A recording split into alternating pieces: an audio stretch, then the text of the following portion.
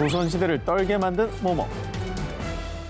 입이 세, 머리가 하나인 귀신이 하늘에서 내려와 한 번에 밥 한 동이 두부꽃 반 동이를 먹었다.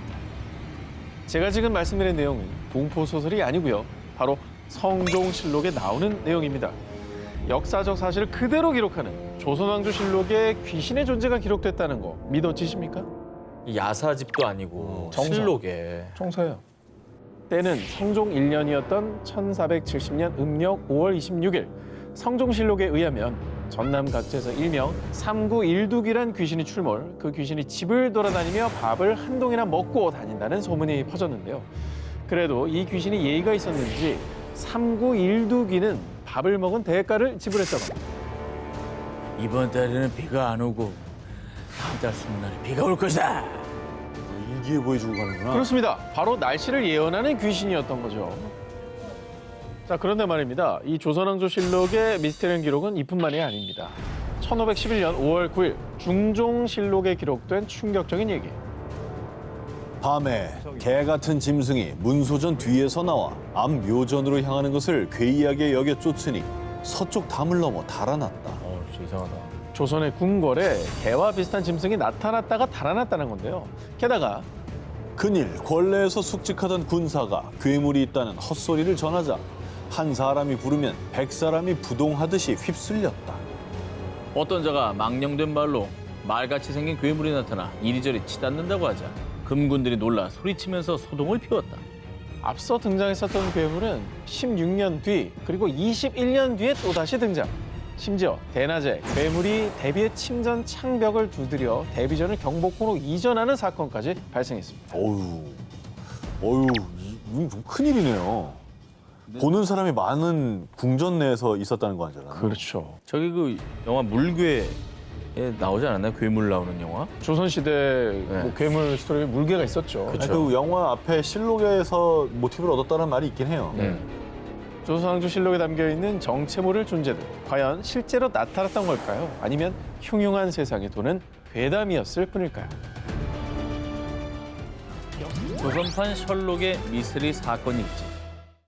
자, 이번 특종의 주인공은 수령이 지켜야 할 지침을 담은 목민심서를 쓴 실학자이자 세계문화유산인 수원 화성을 건설하기 위해 거중기를 구안해낸 과학자로 여러 방면에서 활약한 다산 정약용 선생입니다.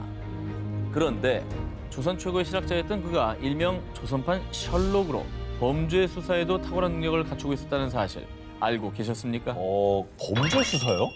순조 1년 천주교 신자라는 이유로 의금부에 체포된 뒤 유배 생활을 하게 된 정약용. 그는 18년의 유배 중 무려 500여 권의 저서를 남겼습니다. 그 중에서도 억울한 죄인을 없애기 위해 쓴 형법서 흠음신서는요.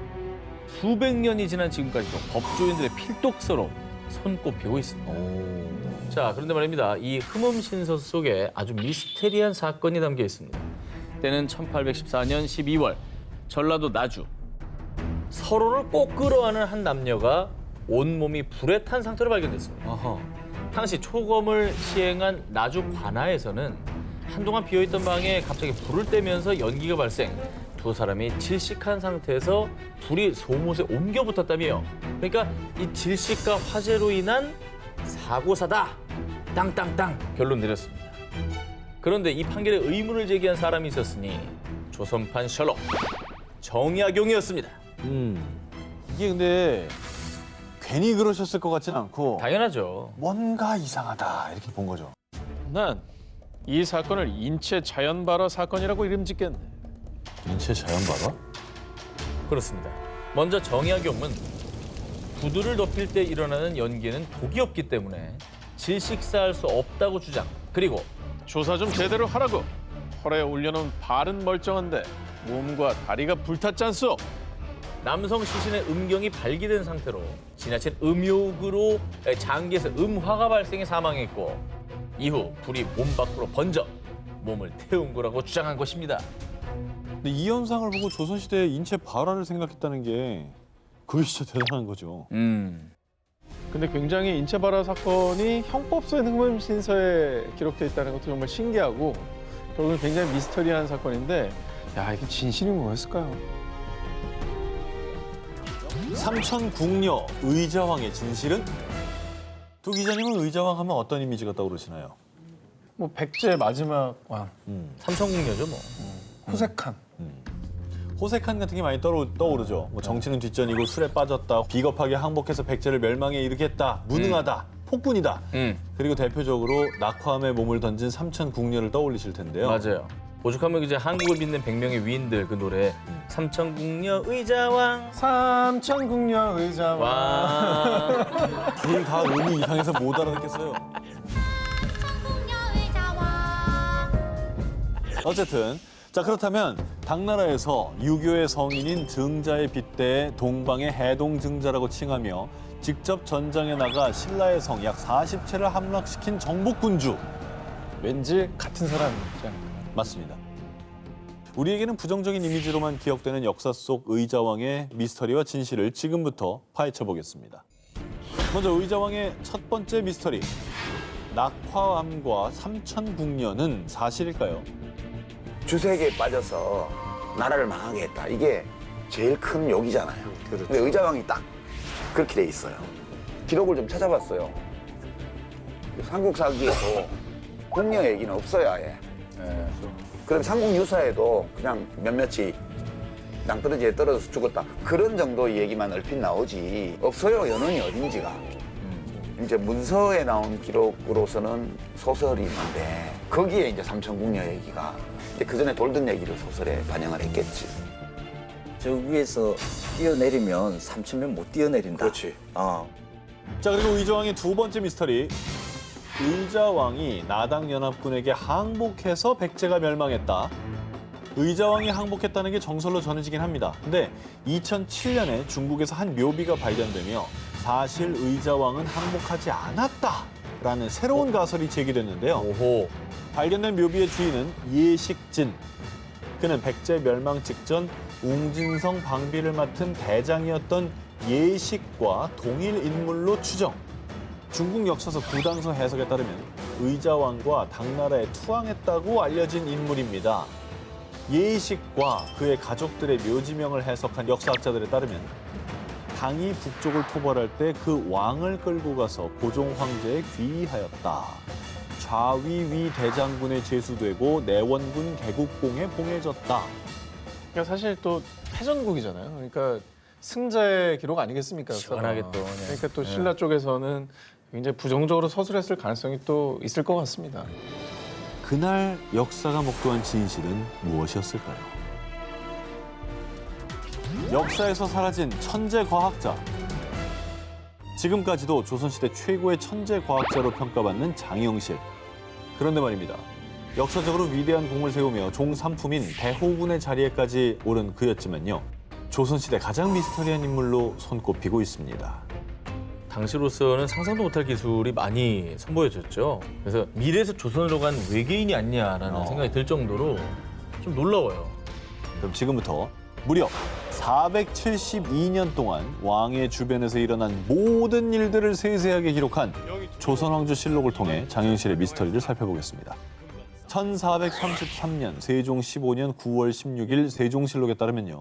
장영실은 그 아비가 본래 원나라의 소주 항주 사람이고 어미는 기생이었는데 공교한 솜씨가 보통 사람보다 뛰어나므로 태종께서 보호하셨고 나도 역시 이를 아낀다. 따라서 장영실이 조선의 신분 계층 중에 가장 천한 노비였기 때문에 그의 출생일과 성장 과정이 알려지지 않았다라고 추정되고 있습니다.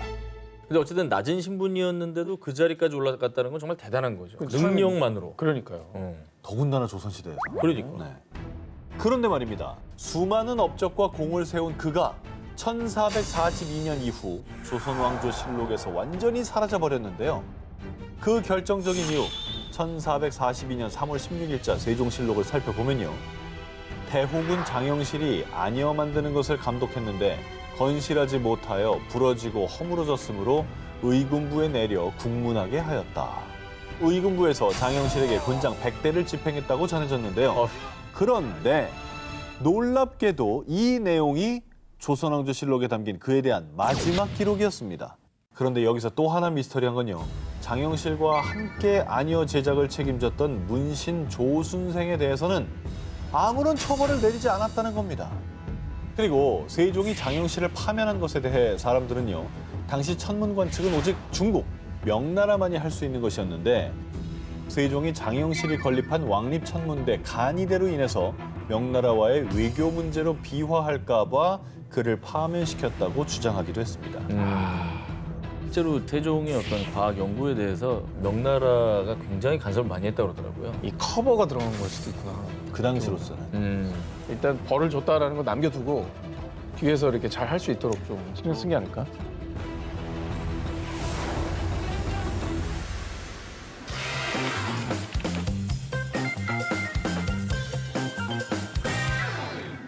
지난 1월 국내에서 전해진 소식.